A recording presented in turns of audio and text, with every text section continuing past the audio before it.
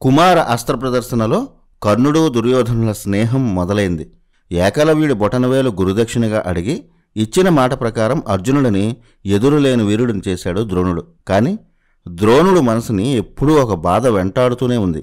అదే ఆనాడు పేదరికంలో ఉన్నప్పుడు చిన్ననాటి స్నేహితుడైన ద్రుపదుడి దగ్గరకు వెళ్తే అతడు చేసిన అవమానం.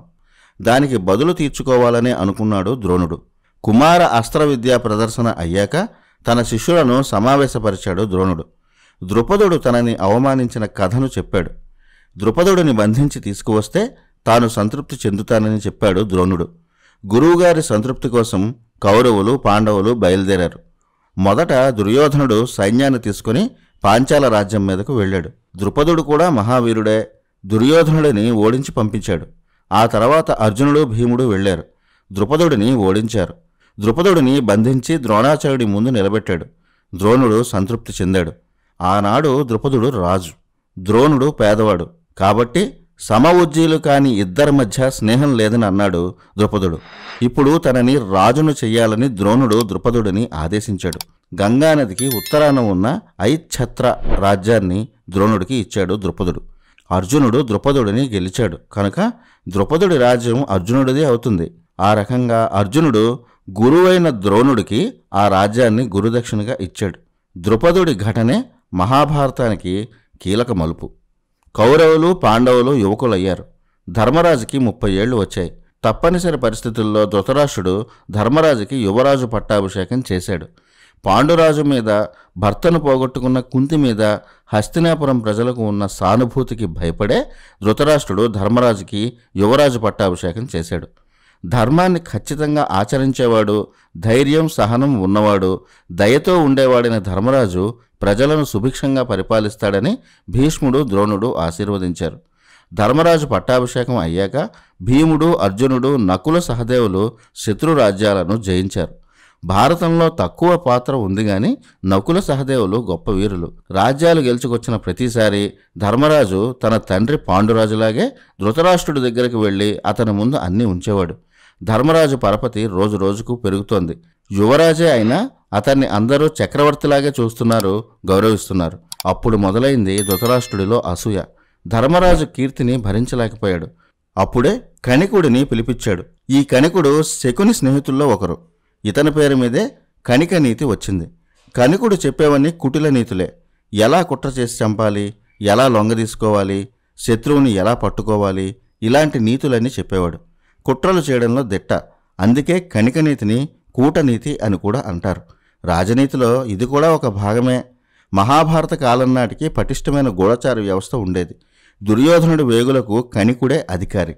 అలాంటి కణికుడిని ధృతరాష్ట్రుడు పిలిపించాడు. ఆ కణికుడే పాండవులను రాజ్యానికి దూరంగా పంపి శత్రు సంహారం చెయ్యొచ్చన్న సలహా ఇచ్చాడు. ఇక దుర్యోధనుడైతే మరీ ఈర్ష్యపడుతున్నాడు. తండ్రి దగ్గరకు వెళ్ళాడు. తన బాధ అంతా చెప్పాడు. నువ్వు అంధుడివే అధికారం కోల్పోయావు, మేం అంధులం కాకపోయినా కోల్పోయాం అన్నాడు. పాండురాజు పెద్ద కొడుకు కాబట్టే ధర్మరాజు రాజు అవుతాడు. మేము మా ముందర తరాలు అతని వారసులకు ఊడిగం చెయ్యాలా అని అడిగాడు. అప్పుడు ధృతరాష్ట్రుడు కూడా కొడుకు ముందు బయటపడ్డాడు. నాకు బాధగానే ఉంది, కానీ ధర్మరాజులో ఏ తప్పు కనిపించటం లేదు, అందువల్ల అతన్ని ఏమీ చేయలేమన్నాడు. అప్పుడు దుర్యోధనుడే ఒక ఆలోచన ఇచ్చాడు. ముందు పాండవులను ఏదో ఒక వంక మీద కొన్నాళ్లు దూరంగా పంపిస్తే ఆ తర్వాత రాజ్యాన్ని అధికారులను తమ వైపు తిప్పుకోవచ్చు అన్నాడు. సరిగ్గా కణికుడు కూడా ఇదే మాట అన్నాడు. అప్పుడు ధృతరాష్ట్రుడు చేసిన కుట్రే వారణావత యాత్ర. వారణావతం అనే పుణ్యక్షేత్రానికి పాండవులను కొన్నాళ్లు పంపుదామని ధృతరాష్ట్రుడే ఆలోచన చేశాడు. ఒకరోజు సభలో అందరి ముందు ధృతరాష్ట్రుడే స్వయంగా ధర్మరాజుకి చెప్పాడు. వారణావతం గొప్ప పుణ్యక్షేత్రమని, అక్కడ మంచి ఉత్సవం జరుగుతోందని, కుంతితో సహా అందరూ వెళ్తే మంచిదని అన్నాడు. ఇందులో ఏదో కుట్ర ఉందని ధర్మరాజుకి ముందే అనుమానం వచ్చింది. కానీ అంతమంది ఉన్న సభలో పెదనాన్నని అవమానపరచడం ఇష్టం లేక సరే అన్నాడు. మాట ఇచ్చినందుకు తల్లి కుంతి, పాండవులు వారణావత తీర్థయాత్రకు బయలుదేరారు. అప్పుడు విదురుడు వారిని కొన్ని విషయాల్లో హెచ్చరించాడు. విదురుడు అప్పుడేం చెప్పాడంటే, రాజు ఎప్పుడూ అప్రమత్తంగా ఉండాలి. చెట్టు కొమ్మ మీద పడుకునేవాడు ఎంత జాగ్రత్తగా ఉంటాడో రాజు కూడా అంతే జాగ్రత్తగా ఉండాలి. ప్రమాదాలు నిప్పు నీరు గాలి దేని వల్లైనా రావచ్చు. అడవి అంతా తగలబడినా కలుగులో ఉన్న ఎలకకు మాత్రం ఏమీ కాదు. ఇదే విదురుడు ధర్మరాజుకి చెప్పిన నీతి. విదురుడు చెప్పింది జాగ్రత్తగా విన్నాడు ధర్మరాజు. పాండవులు వారణావతానికి చేరుకునే లోపే దుర్యోధనుడి కుట్రలు మొదలైపోయాయి. ముందే వారణావతానికి పురోచన అనే శిల్పిని దుర్యోధనుడు పంపించాడు. అతనితో ఓ ఇల్లు నిర్మింపచేశాడు. ఎలాంటి ఇల్లు అంటే నిప్పు కణిక తగిలితే చాలు ఆ ఇల్లంతా క్షణాల్లో మసైపోతుంది. అలా వెంటనే తగలబడే లక్కలాంటి పదార్థాలతో ఆ ఇంటిని నిర్మించాడు పురోచనుడు. ఆ ఇంటినే లక్క ఇల్లు అంటారు. వారణావతం చేరుకున్నాక ఆ ఇంట్లో దిగారు పాండవులు. ఆ ఇంటిని చూడగానే ఆ ఇంటి నుంచి వచ్చిన వాసన చూసి ధర్మరాజుకి విషయం అర్థమైపోయింది. తొందరగా తగలబడే ఇల్లని తన తమ్ముళ్లను హెచ్చరించాడు. అప్పుడు సురక్షిత ప్రాంతానికి వెళ్దామన్నాడు భీముడు. ఎక్కడ ఏ ప్రమాదం ఉందో తెలియదు గనక ఇక్కడే ఉండి పథకం ఆలోచిద్దామన్నాడు ధర్మరాజు. అదే రోజు కనకుడు అనే వ్యక్తి ధర్మరాజును కలిశాడు. విదురుడు తనను పంపించాడని చెప్పాడు. విదురుడి ఆదేశంతో ఆ ఇంటి నుంచి క్షేమంగా బయటపడేంత దూరం వరకు ఓ సొరంగాన్ని రహస్యంగా నిర్మించి వెళ్ళిపోయాడు. వారణావతంలో గొప్ప ఉత్సవం జరిగింది. లక్క ఇంటిని కట్టిన వాళ్లను, ఆ ఇంట్లో పనివాళ్లను పిలిచి అందరికీ తన ఇంట్లో విందు ఇచ్చాడు ధర్మరాజు. అందరికీ మత్తుపానీయాలు ఇచ్చాడు. అలా తాగి తూలిపోయిన వాళ్లలో లక్క ఇంటిని కట్టిన పురోచనుడు కూడా ఉన్నాడు. అప్పుడు ధర్మరాజు భీముడికి సైగ చేశాడు. పాండవులు, కుంతి అందరూ సొరంగ మార్గంలో చేరుకున్నారు. తర్వాత భీముడు ఒక్కడే బయటకు వచ్చి ఆ ఇంటికి నిప్పు పెట్టాడు. పురోచనుడు అందరూ ఆ లక్క ఇంట్లో చనిపోయారు. ఆ శవాలను చూసి పాండవులు, కుంతి చనిపోయారని, దుర్యోధనుడే కుట్ర చేసి చంపేశాడని వారణావతం ప్రజలు గుసగుసలాడుకున్నారు. పాండవులు చనిపోయారన్న విషయం ధృతరాష్ట్రుడికి చేరింది. అయినా దుర్యోధనుడికి అనుమానమే. అందుకే తన గూఢచారులను పంపించాడు. లక్క ఇంట్లో ఒక స్త్రీ, 5 పురుషుల శవాలు కనిపించాయి. వారు పాండవులు, కుంతి అని గూఢచారులు కూడా దుర్యోధనుడికి చెప్పారు. అప్పటికి ఆ సుయోధనుడి మనసు శాంతించింది. ఇన్ని కుట్రలు చేశాడు దుర్యోధనుడు.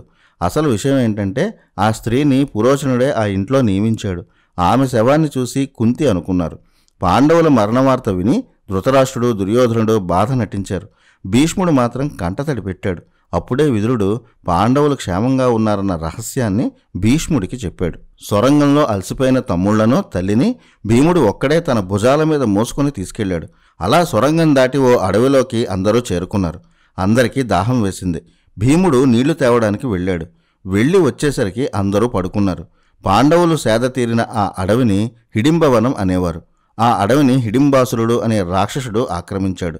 హిడింబాసురుడు పాండవులను గమనించాడు. తన చెల్లి హిడింబ, ఆమె పేరుకి రాక్షసే గాని మానవత్వం ఉన్న కన్య. అడవిలోకి వచ్చిన మనుషులు ఎవరో చూసిరమ్మని చెల్లి హిడింబను పంపాడు హిడింబాసురుడు. ఆమె భీముడిని చూసింది.